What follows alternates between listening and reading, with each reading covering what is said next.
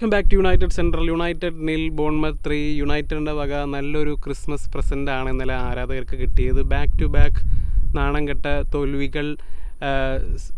ബോൺമത്തിനെതിരെ same score line നമ്മൾ കഴിഞ്ഞ കൊല്ലം old ട്രാഫോർഡിൽ തോറ്റതാണ്. അതുപോലെ തന്നെ സ്പേഴ്സായിട്ട് മിഡ് വീക്ക് തോറ്റിട്ടാണ് ഈ കളിയിലേക്ക് വന്നത്. സ്പേഴ്സിനെതിരെയൊക്കെ വന്നപ്പോൾ അത്യാവശ്യം റൊട്ടേറ്റ് ചെയ്തിരുന്നു. ഇപ്പോൾ റൊട്ടേറ്റ് ചെയ്ത ലൈനപ്പൊക്കെ വെച്ചാണ് ഇറക്കിയത്. അപ്പോൾ എന്തിനാണ് അന്ന് അത് ചെയ്തതെന്നുള്ളത് എനിക്ക് ഇപ്പോഴും അറിയാൻ പാടില്ല. കാരണം നമുക്ക് യാതൊരു രീതിയിൽ ലീഗിലോ അല്ലെങ്കിൽ ഒരു ടോപ്പ് 6 ഫിനിഷിനുള്ള സാധ്യതകളൊന്നുമില്ല.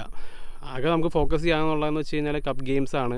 അപ്പോൾ സ്പേഴ്സിനെതിരെ നമ്മൾ ഗോളീനെ മാറ്റിയത് തന്നെ വലിയൊരു മിസ്റ്റേക്കായിരുന്നു തന്നെ പറയാം. ഗോൾ കീപ്പറിൻ്റെ ഭാഗത്താണ് അന്ന് മിസ്റ്റേക്ക് വന്നത്. Same shit different day guys എന്നല്ലാതെ എന്താ പറയുക. നമ്മൾ അന്ന് ഗോളി ആയിരുന്നെങ്കിൽ ഇന്ന് വേറെ പ്ലെയേഴ്സാണ്. നമ്മൾ ഏറ്റവും കൺസിസ്റ്റൻ്റ് ആയിട്ടുള്ള പ്ലെയറാണ് മസറാവിയുടെ ഭാഗത്ത് നിന്ന് മിസ്റ്റേക്ക് വന്നു. അതുപോലെ തന്നെ വൺസ് അഗെയിൻ നമ്മൾ ആദ്യത്തെ ഗോൾ വഴങ്ങിയ സെറ്റ് പീസാണ്. അതിനെക്കുറിച്ചൊക്കെ പറഞ്ഞ് മടുത്ത് പ്രാന്തായി എന്നുള്ളതാണ്. അല്ലാതെ ഈ കാര്യത്തിലേക്ക് വന്നു കഴിയുമ്പോൾ എനിക്കറിയില്ല റിയലിസ്റ്റിക്കലി എന്താണ് എന്തെങ്കിലും ഒരു പോസിറ്റീവ് ഇന്നത്തെ മത്സരത്തിലുണ്ടോ എന്ന് ചോദിച്ചു കഴിഞ്ഞാൽ ഒന്നും തന്നെ ഇല്ല. മൊത്തം മിസ്റ്റേക്കുകളുണ്ട്. അതുമാത്രമല്ല സ്ഥിരം കാണുന്ന അതേ പാറ്റേൺസ്. സെറ്റ് പീസിൽ നിന്ന് ഗോൾ കൺസീഡ് ചെയ്യുന്നു.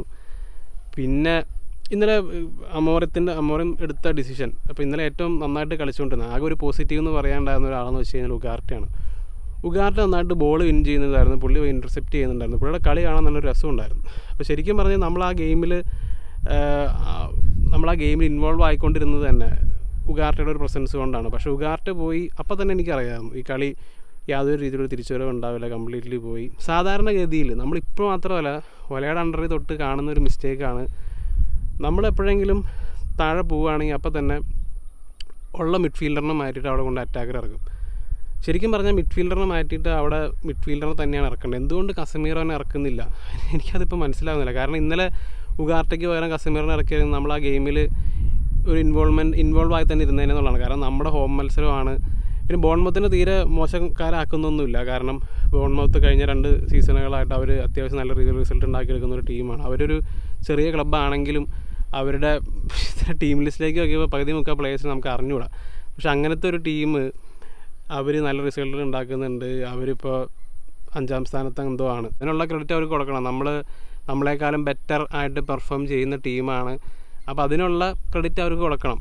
പക്ഷേ നമ്മുടെ ഈ എക്സ്പെൻസീവ്ലി അസംബിൾഡ് സ്ക്വാഡൊക്കെ ആയിട്ട് പോലും നമ്മുടെ പെർഫോമൻസ് അല്ലെങ്കിൽ ഇൻഡിവിജ്വൽ പ്ലെയേഴ്സിൻ്റെ ഭാഗത്തു നിന്ന് മിസ്റ്റേക്കുകളൊക്കെ അതൊക്കെ യാതൊരു രീതിയിലും ഉൾക്കൊള്ളാൻ പറ്റുന്നൊരു കാര്യമല്ല എന്നുള്ളതാണ്. ഇപ്പോൾ ഇന്നലെ ബോൺമത്തിൻ്റെ ഭാഗത്ത് നിന്ന് എത്ര മിസ്റ്റേക്കുകൾ വന്നു. ഒരു എറർ വേണമെങ്കിൽ പറയാം. ആ ഒരു തലയെ കൊണ്ട് ചിലപ്പോൾ അത് അകത്തേക്ക് പോയാൽ അങ്ങനെ ഒരു സാഹചര്യം ഉണ്ടായിരുന്നു.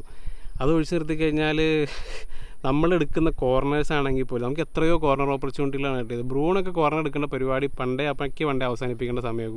കോർണറാണെങ്കിലും അതെ, ഫ്രീ കിക്കാണെങ്കിലും അതെ, ഒന്നും ഒരു ഗുണത്തിലേക്ക് എത്താറുണ്ട്. ബ്രൂണോയുടെ പെർഫോമൻസ് ഇഷ്ടംപോലെ ഷോട്ടുകൾ എടുത്തു. പക്ഷേ കംപ്ലീറ്റ്ലി ശോകമായിരുന്നു.